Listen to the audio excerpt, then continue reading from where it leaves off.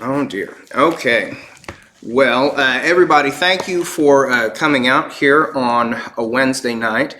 This is the first installment of a class entitled The Blessed Order, in which we examine the anthropology of the, as far as the Orthodox Church understands the person of man. And this is going to be over the course of about 5-6 weeks, maybe more. We'll see. I mean, if there's not very much response to it, it'll be considerably less. And you guys can. It's okay for you to tell me if you're just like bored out of your minds. I can stop it accordingly. All right. Well, just a little bit of background as far as why I wanted to teach this class. Nobody can escape being kind of a person of the time in which they are born. You can't help it. It's inescapable. And being born in the modern era, we all cannot help but be modern people. We can't help but think about things the way that modern people think about them. When you cut your hand, what's your immediate response? What do you do? Stop the bleeding. Stop the bleeding.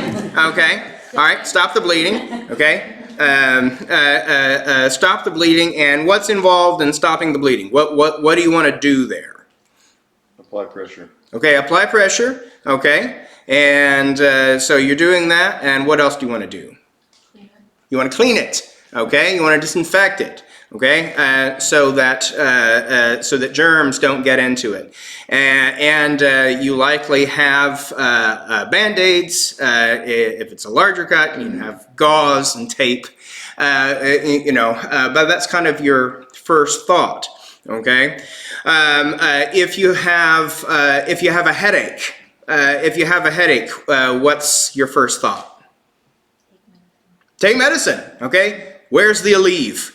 Okay, because Tylenol doesn't work on my headaches. Right, that's a commercial right there,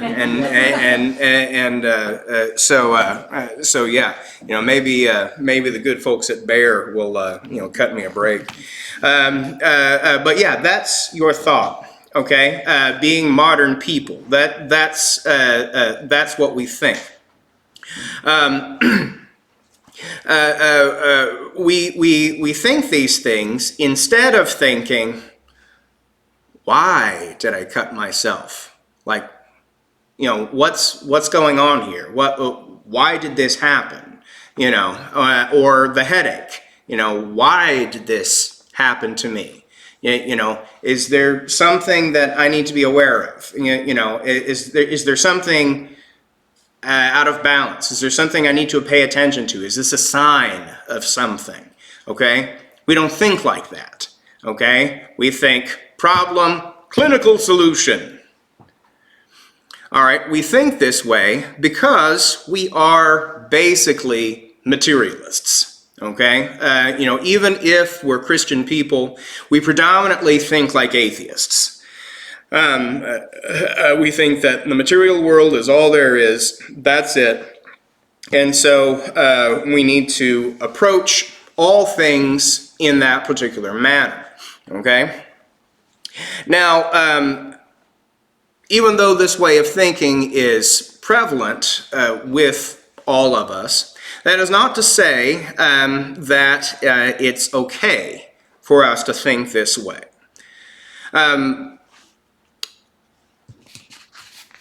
Modernity, there's a great deal I could say about modernity. I have a whole bunch written in my notes, I don't really, I want to go on, a tirade necessarily, But modernity really is, at its heart, a crisis of authority. And the question that gets asked over and over again is, who are you to tell me, fill in the blank? Okay, and I don't really want to go over, kind of the history of, the development of modernity and bringing us, full-fledged into the modern movement. It is enough to say that modernity, as a crisis of authority, breaks down.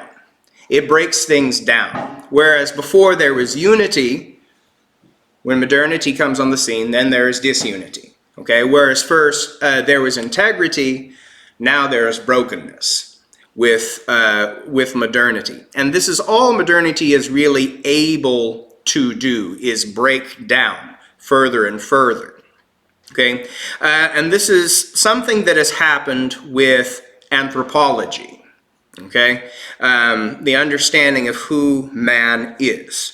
The anthropology of modern man casts him as a beast, the most evolved organism, propelled across the face of this rock by his appetites, the will to survive, and the will to subordinate others to his will. Now, within such a framework, man is not special. So he needs to make himself special with the rather limited palette of, what I've mentioned before, his appetites, the will to survive, the will to subordinate others to his will, basically summed up in the philosophies of Charles Darwin, Sigmund Freud, and Friedrich Nietzsche. And in breaking man down to this, understanding him in this way, it has disordered him. Or to say that he's become disordered is an understatement. So the purpose of this class is to look at the person of man according to the teaching of the Orthodox Church. Okay? And this vision of who man is has been consistent from the very beginning. It is not the case that our anthropology developed. It is not the case that it evolved. Okay? We had it already, complete, with our understanding of the person of Christ Jesus. So, the title of this first lesson tonight is Imago Dei, the image of God. We're going to talk about the aspect of man as the image of God, and this being our understanding of the person of man. Before we get to this, I would like to first talk about two concepts that we have within the Orthodox Church. The concept of blessedness and the concept of accursedness. Blessing and cursing. What are these things? Okay? Blessed. What does it mean if something is blessed? For us, it means that it exists as it is meant to exist. It exists as it should in the entire web of relationships in all things. A thing exists as it should. It hasn't deviated from its purpose. It is living up to its purpose. It is actualizing its purpose. This is what it means when we say that someone or something is blessed. So let's look at something relatively mundane, or something that we think of as mundane. The blessing of a meal. Okay? Some people might think of this as just kind of a formality. okay, or a habit. But there's a great deal more going on with this than just that. We have food that has been set before us. Okay, we are fortunate enough to have some food that has been set before us for the sustenance of our bodies. And this food has undergone a process in getting to us. Okay, if we have if it's a peanut butter and jelly sandwich, okay, well, there's bread that had to be made, and that bread came to us from wheat, and that wheat had to be processed in a certain way, okay, and the peanuts had to be planted, the peanuts had to be harvested. The grapes, the vines had to be planted, the grapes had to be harvested. It had to be prepared in a certain way. And on its way to us, these material things were exposed to spiritual realities, physical and spiritual realities. One of those realities that these things were exposed to is the reality of sin and the pollution of sin.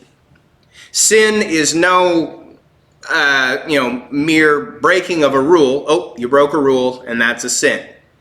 Okay? No, sin is this destructive phenomenon which comes into the world through any kind of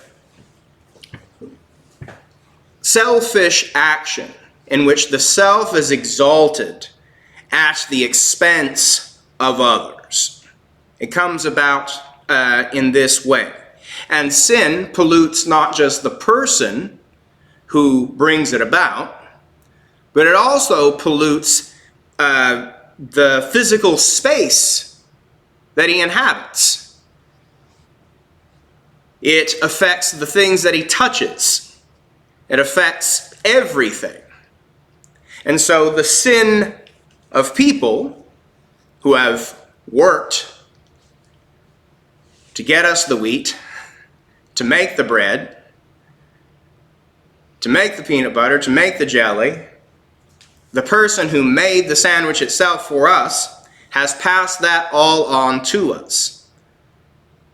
That sandwich that's been set before us has been exposed to the taint of sin. And so what we are doing, in addition to whatever germs it has on it, hopefully the person washed their hands. But we have all of these things. So when we are going to God, praying for Him to bless this food, we're asking that this food would be put in perfect right relation to everything else. That this food would exist as this food is meant to exist. That this would be perfect food. And that it would nurture us and sustain us, that it would not harm us, and that we would be stronger after having partaken of it. Well, that's a lot. But that's what it is to be blessed.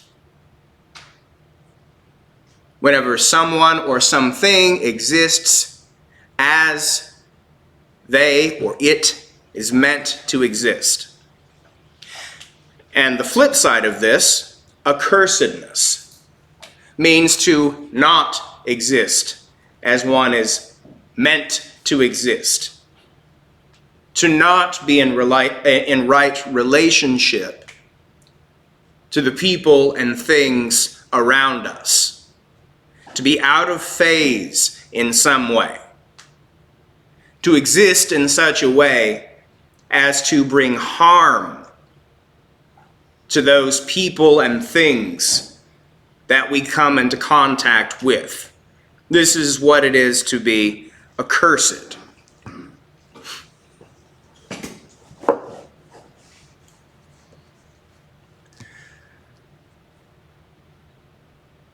So understanding the categories of blessedness and accursedness, we can proceed to our understanding of the creation of the world and everything that is entailed in that.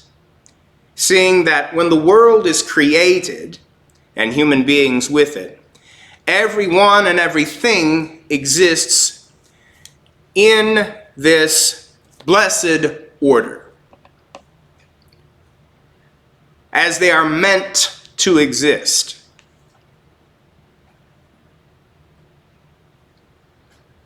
And the picture that we get of creation is really quite beautiful, because everything isn't perfected. Everything is not brought to perfection, but everything exists as it is meant to exist. Okay, so the first thing to talk about is the pattern of creation. In the beginning, God made heaven and earth. The earth was invisible and unfinished, and darkness was over the face of the water. All right. So there's a lot going on in just that one little verse. A whole lot. All right. In the beginning, what? In the beginning, God. In the beginning, God. Before all things is God. God exists before all things. This God is Yahweh. Yahweh exists before all things. His story is altogether unlike the stories of all other gods, even other most high gods. Because every other most high god worshipped in any cult of men comes into being at some point.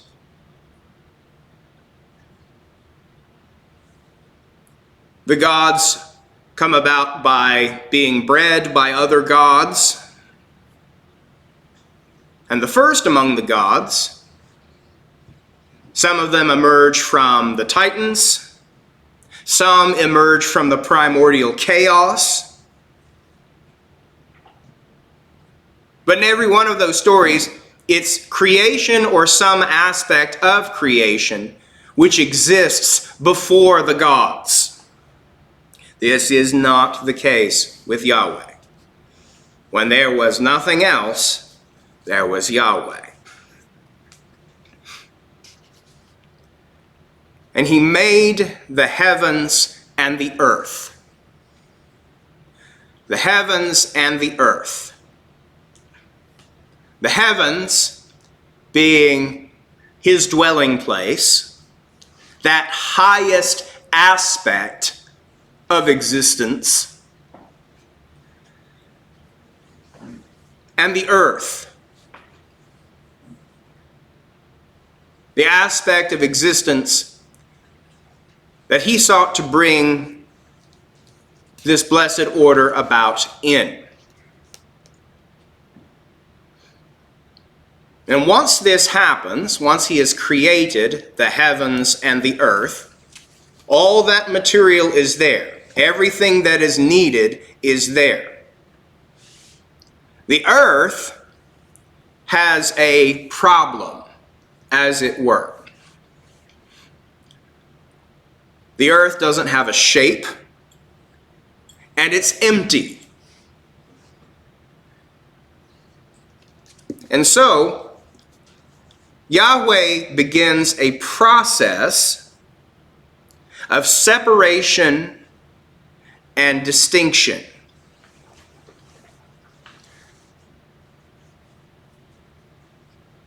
So, he comes upon his creation.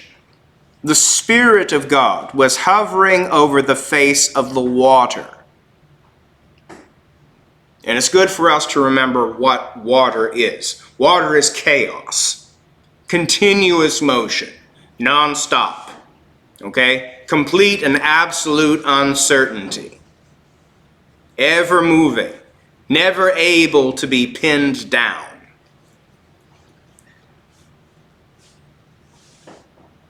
Does God have to fight the chaos? Does he have to engage in a task to subdue the chaos? Nope. Right there, it says that he rests on it. He rests on it. It's not a problem for him. It's not something with which he must contend. It's good also to mention here regarding chaos, regarding being and whatnot, that in the scriptures, being is not opposed to non-being or nothingness, okay? It's never the case that being is opposed to, like, nothingness. Because you think of nothing, what do you think of? You think of something. The blackness that you think of, well, that's actually something. Okay, no. Being is not opposed to nothingness. It's opposed to chaos. Okay? Chaos is pure potentiality. Okay? But it's ever moving. Okay? It is not ordered. Okay? Being comes about as the result of order. And God here is bringing order to the earth and the heavens. Then God said, "Let there be light," and there was light. God saw the light, it was good. And God divided the light from the darkness. God called the light day, the darkness he called night. And there was evening and morning one day. Okay, so we see what he does. Okay? He creates something and he separates it. He separates something, he makes a distinction. Okay, so darkness and light are separated from one another.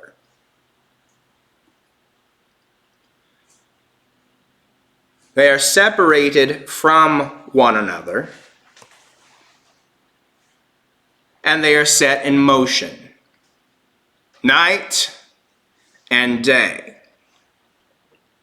And this pattern, he's going to repeat, okay? Then God said, "Let there be a firmament in the midst of the water, and let it divide the water from the water." And it was so. So here, God separates water. Water above the heavens and water below the heavens. He separates these.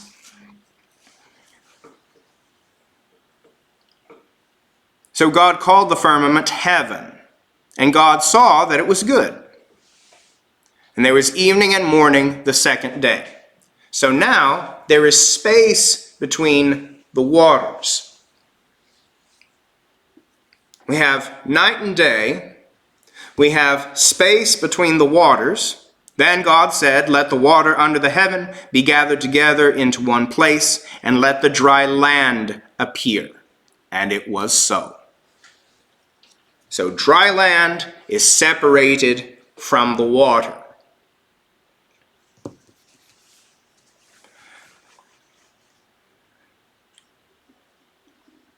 So what he has just done is give shape to the shapeless earth. He's given it form. Now, he's going to go about filling it. He fills it with life, which self-perpetuates, which has its seed in itself. So he starts with, He starts with the herb of grass, bearing seed according to its kind and likeness.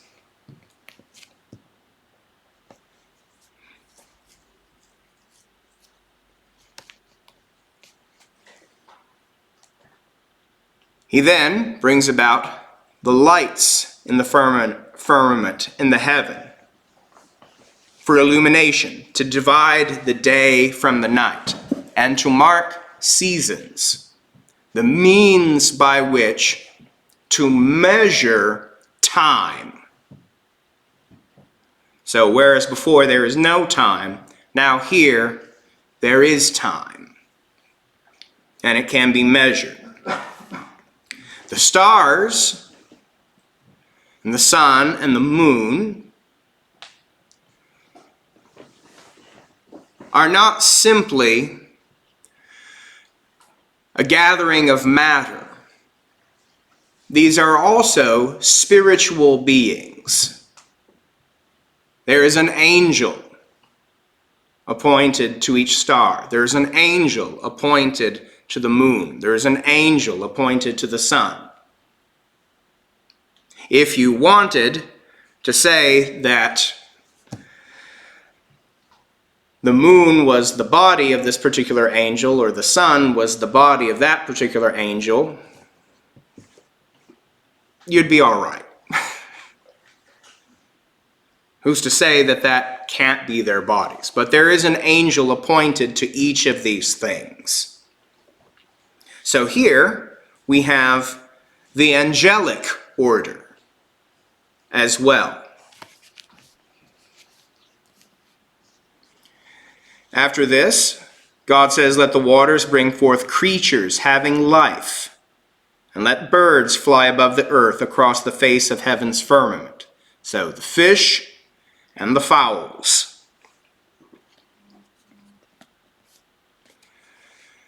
God blessed them, saying, "Be fruitful and multiply, and fill the waters and the seas, and let birds multiply on earth."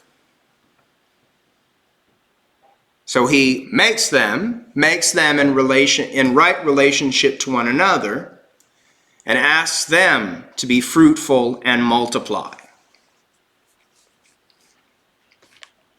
Then, getting to day 6, "Let the earth bring forth living creature according to its kind, the quadrupeds, the creeping things, and the wild animals of the earth according to their kind."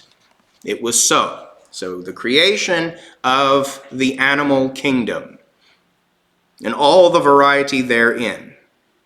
So God made the wild animals of the earth according to their kind, the cattle according to their kind, and all the creeping things on earth according to their kind. God saw that it was good.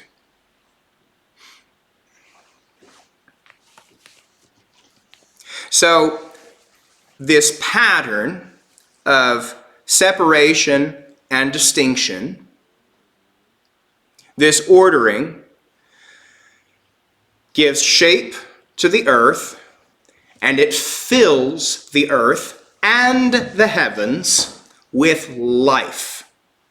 It fills it with life.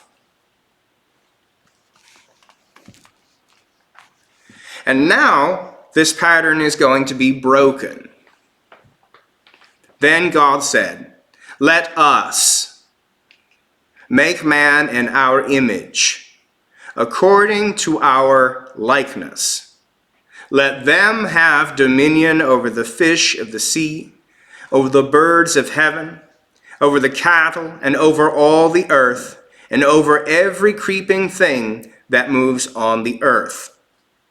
So God made man. In the image of God, he made him. Male and female, he made them. Then God blessed them, and God said to them, "Be fruitful and multiply, fill the earth and subdue it, and have dominion over the fish of the sea, over the birds of heaven, and over every living thing that moves on the earth." So this last creature, God does not simply call into being, saying, "Let there be man," and there was man. No, man, anthropos, is special because he is made in the image of God. We're going to look at this a little more closely. Then God said, "Behold, I have given you every seed-bearing herb that sows seed on the face of the earth, and every tree whose fruit yields seed. To you it shall be for food. I also give every green plant as food for all the wild animals, and of the earth, for all the birds of heaven, and for everything that creeps on the earth, in which is the breath of life." It was so. Then God saw everything he had made, and indeed it was very good. So evening and morning were the sixth day. Thus heaven and earth and all their adornment were finished. And on the seventh day God finished the works he made, and he rested on the seventh day from all the works he made. Then God blessed the seventh day and sanctified it, because in it he rested from all his works God began to make. All right, so what's going on here with God resting? Is God tired? Is that what's going on? Is he tired? Oh my gosh, 6 days of non-stop activity. I'm beat.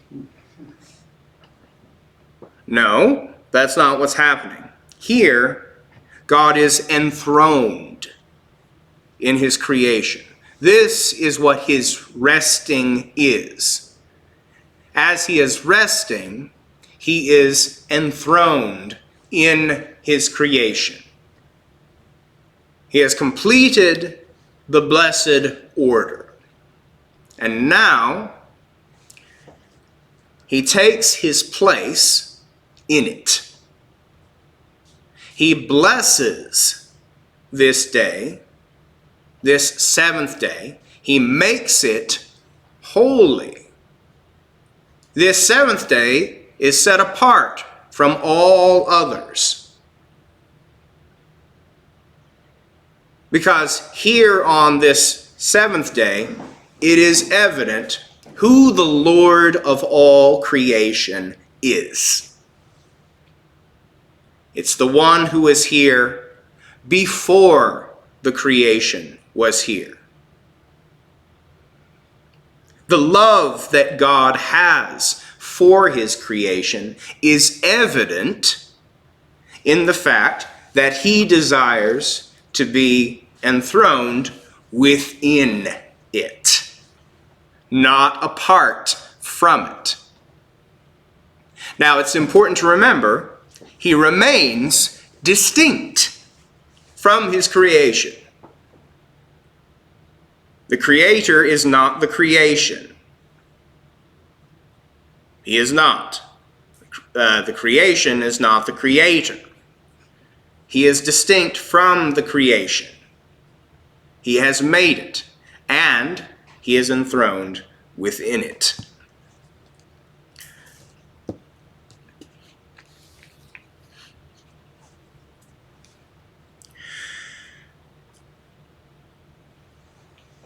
We move from here to talk about the garden, the next part.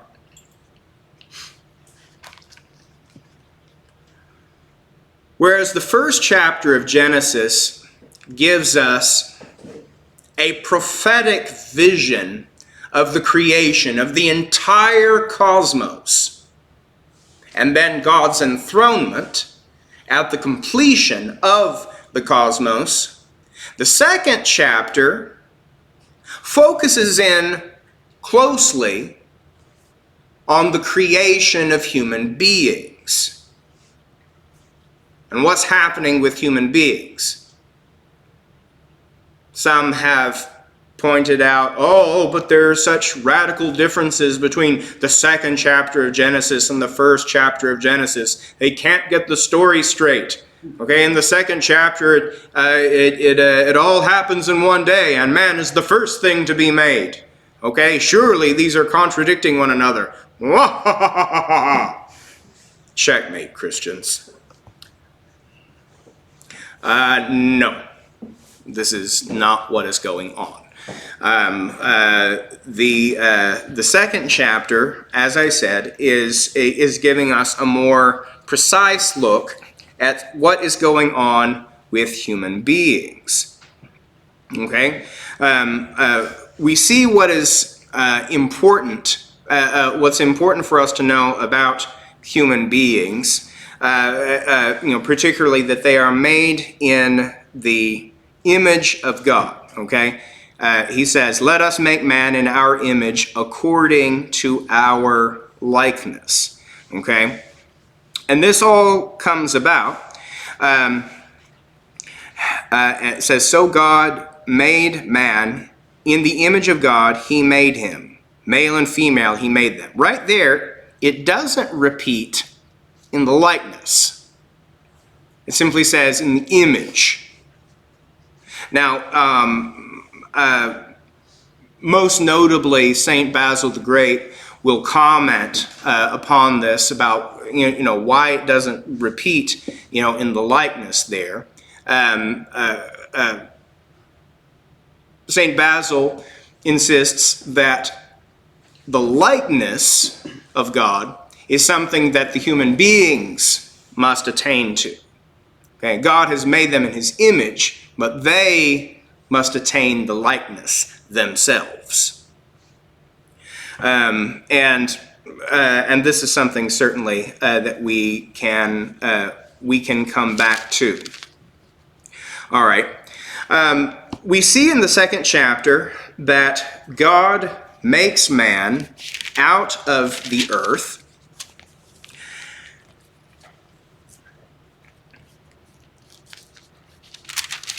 We see that God makes man out of the earth. He breathed in his face the breath of life, and man became a living soul.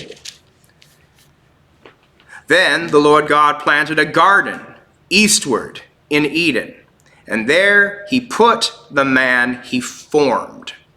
Okay, now what is significant about this garden? Okay, the garden is a temple. Okay, there are garden temples aplenty in the ancient Near Eastern world. Okay, we see them all the time. Okay, and these particular temples are walled gardens, a walled garden in which the deity dwells. Now, while human beings would make such temples for their gods, it's notable here that God makes his own temple. He makes his own temple. It's useful for us to think of the garden, like I said, as a walled garden, okay, with a wall going around it. It's also useful to think of it as a mountain. Okay, it is also useful to think of it as a mountain. The four streams that are flowing from the center, how exactly is that going to work? If it's just water pooling out of the earth, it's just going to make, it's just going to create a flood. That's it and that's all. It's not going to go in four different directions unless it is at an elevated place. Okay? We know that there is no point on the earth at which these four rivers originate at a certain point. Okay? So the garden which he makes is not within the world that he has made. It is not within the earth. It is above it. Okay? Again, it's useful to think of it as a mountain. Okay? All right. Within this temple, there are all manner of trees. There are trees which are given to the man and the woman for food. There's the tree of the knowledge of good and evil. There's the tree of life. There are thorns which grow outside the garden. The lowest part of the garden, outside the wall. Okay. God has made his own temple, and what's more, he has set his own image within it. He sets the man in the garden. The man is made from the dust of the earth. God breathes into his face the breath of life, and he becomes a living soul. And he is taken and placed in the garden. The man is the image of Yahweh. Okay, so the name of this lesson is Imago Dei, image of God. People have speculated about image of God and what all that means. Does this apply to a set of qualities, like reason or free will or things like this? No. It means that human beings look like God. This is what God looks like. When you reduce it to a series of qualities, like reason or free will, well, that must mean that people who are deprived of those particular faculties must not be in the image of God. Or when a person dies, well, certainly they don't have the image of God anymore. Well, no, because we show respect to the body. We treat the body lovingly. We do not burn the body. We bury the body. In this, we are honoring the image of God. Okay? So this is what is meant by the image of God. All right. Forgive me. I've been talking a long time, and I'll try to go through some of this a little more quickly. Okay, so the function of the garden is that, yes, it is the temple of Yahweh. The garden is also the heart of the kingdom of Yahweh. And we have in this kingdom subjects of the kingdom. We have the man and the woman. We have the angels. We have the animals. We have in it the source of blessedness. This also is another function of the garden. It is the source of all blessedness. Here in the garden, everything is as it should be. And it is the pattern by which all the rest of creation is called upon to conform.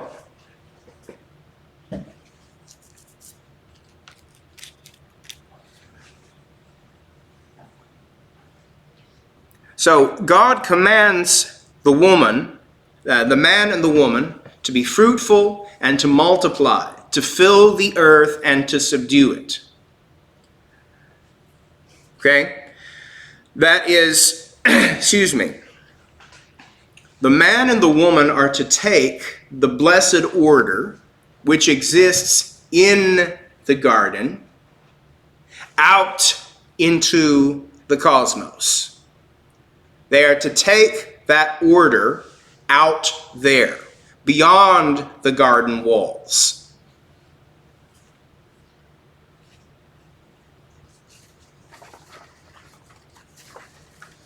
Now, is this something that they can do immediately? No. They've got to grow up first. The man and the woman are in an infantile state. Saint Irenaeus of Lyon writes about this, that the man and the woman are like little children. They're like children in their understanding.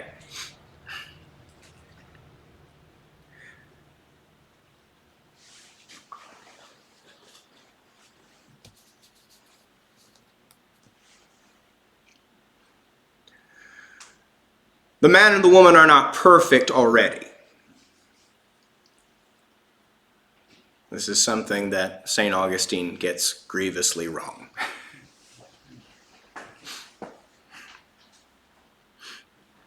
The man and the woman are not perfect. They are like children.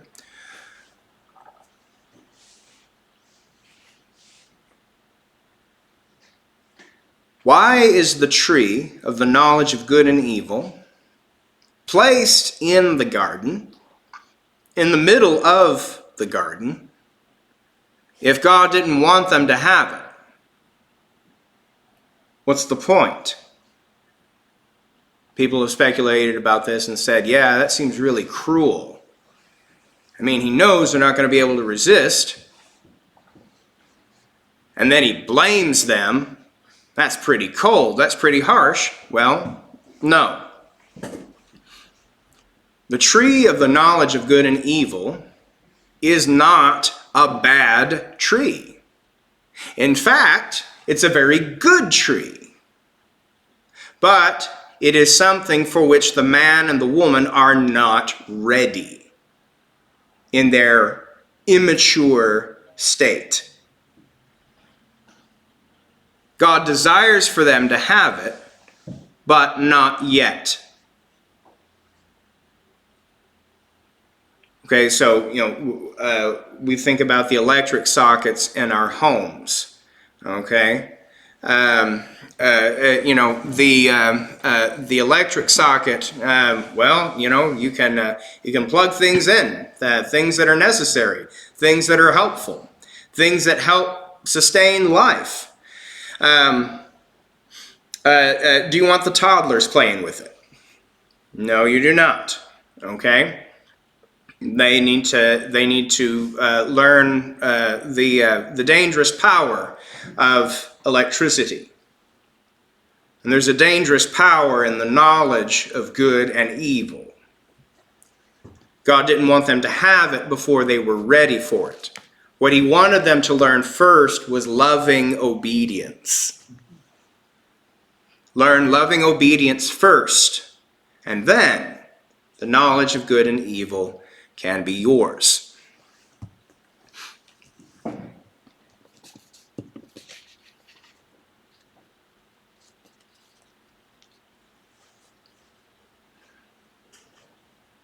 So we see, I'm just going to kind of sum up here. We see the blessed order which the man and the woman have been placed into. They are tasked with carrying out to the rest of the cosmos. In this blessed order, the fruit of the trees is theirs. God desires one day to give them the tree of the knowledge of good and evil, but not just yet. Likewise, the tree of life. He desires to give that to them once they have learned loving obedience. All right. We're going to pause right there, and I went on for darn near an hour, for which I ask your forgiveness. I would like to ask at this point if there are questions. When you said the garden is above, do you mean just it's high, like a mountain is high, or do you mean like floating, like separated from the earth? Well, think about it. The mountain top, is it on an equal place with the plain, with the field? No, it's high above it. Okay, it's high above it. Now, likewise, we can't look for a physical mountain in this world that would meet these criteria. It just ain't there. Okay, all right. This is it's important for us to remember about this. Pardon me, my allergies are killing me.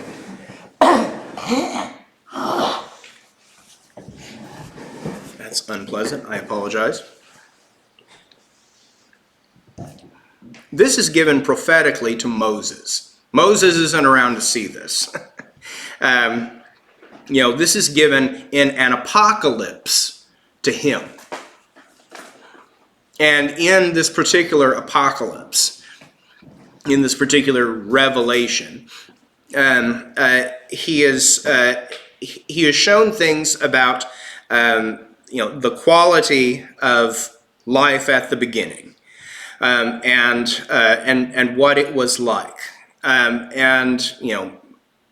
we see from this that the man and the woman are brought into this existence that is not of the earth. It is a heavenly existence. Okay. What's unique about mountains in the ancient world is mountains are the place where earth meets heaven. Okay? That's where earth and heaven touch. All right, and this is what is happening with the garden. Is it floating, or is it just high? It doesn't really matter. It's above all things. It's above all things. Yes, sir. So, you said that blessedness is an object having its purpose fulfilled. But then I've been having a lot of these conversations with Roxana, and I think she navigates this situation much better than me. For example, what if the purpose for which an object has been built is not good? Let's say, Right. ammunition, or let's say cigarettes. Because Yeah. for me, sometimes I break my mind after that. If you see something that's meant for not being good, should I use it to fulfill its purpose? Or should I just throw it in the garbage? Right. Well, everything which God has made,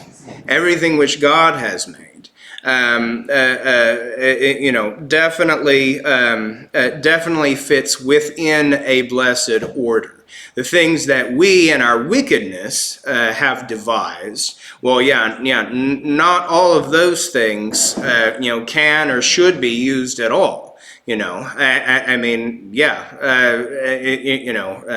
Should you smoke cigarettes? Let's think about that for a minute. When you do what the thing is designed to do, and you do it for a long time, well, it can turn out very badly for you.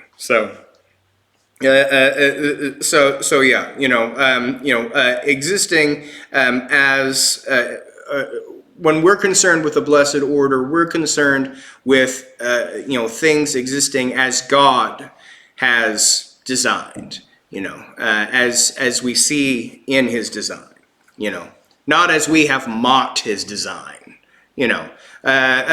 Because there are false patterns, there are harmful patterns. Okay, there are bad patterns which exist and which we can engage in. We are to concern ourselves with the good patterns, with the blessed pattern, which we see here in Scripture. Does that make sense? Yeah. And another question, sorry. You're fine. For example, you mentioned there that the image of God is physical, and I agree with that actually. Right. But for example, if you watch Blade Runner, one of my favorite movies. Why should you bring that up? it's like, and there actually, it brings a very important aspect there about what it means to be in the image of God. And it's like, is filiation necessary? Actually, like, what are the limits of that image? Right. It's for me, it has been hard actually to expand it. And Right. Yeah. It's tough to understand. Like, is that creation image of God equal to me or not? Yeah. Well, I think Blade Runner is such a beautiful story. On so many levels. If you haven't seen it, go see it. You get it on Amazon. Show of hands, who hasn't seen Blade Runner? Okay. All right, guys, you got homework. Okay.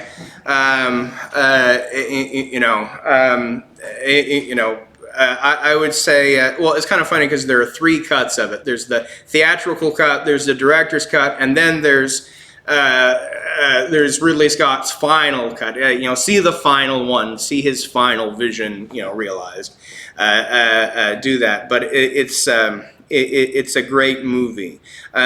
Without ruining anything for anyone, one of the things that I see it is possible to take away from that particular story is the notion that God is not mocked in anything, and this message comes through even with Ridley Scott. Ridley Scott's a hardcore atheist, and yet it's something that he manages to communicate, I believe, quite in spite of himself. So yeah, Blade Runner. Watch Blade Runner. We'll talk about it. Okay. Other questions? Not related to Blade Runner.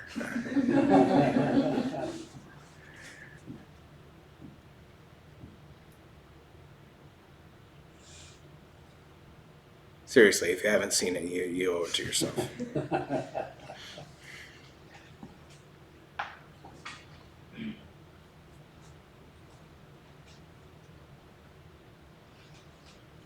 Oh, was everything I said that clear?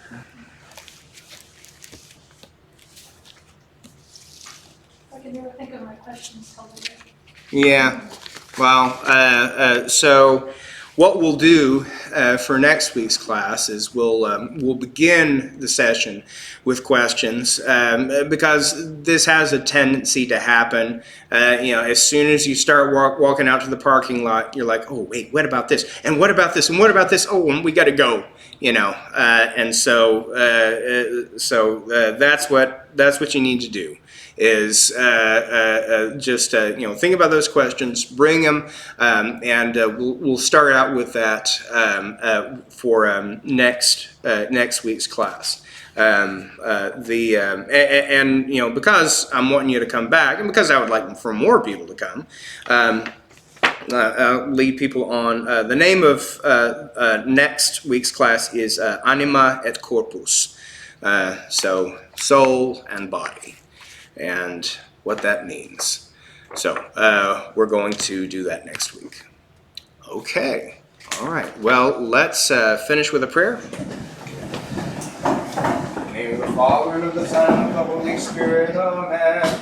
Meet it is in truth to bless thee, O Theotokos, who art ever blessed and all blameless, and the Mother of our God, more honorable than the cherubim, and more glorious without compare than the seraphim, who without corruption gave us birth to God the Word.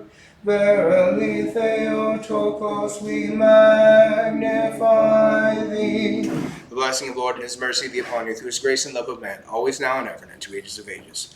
All right, God willing, we'll see you next week. Amen.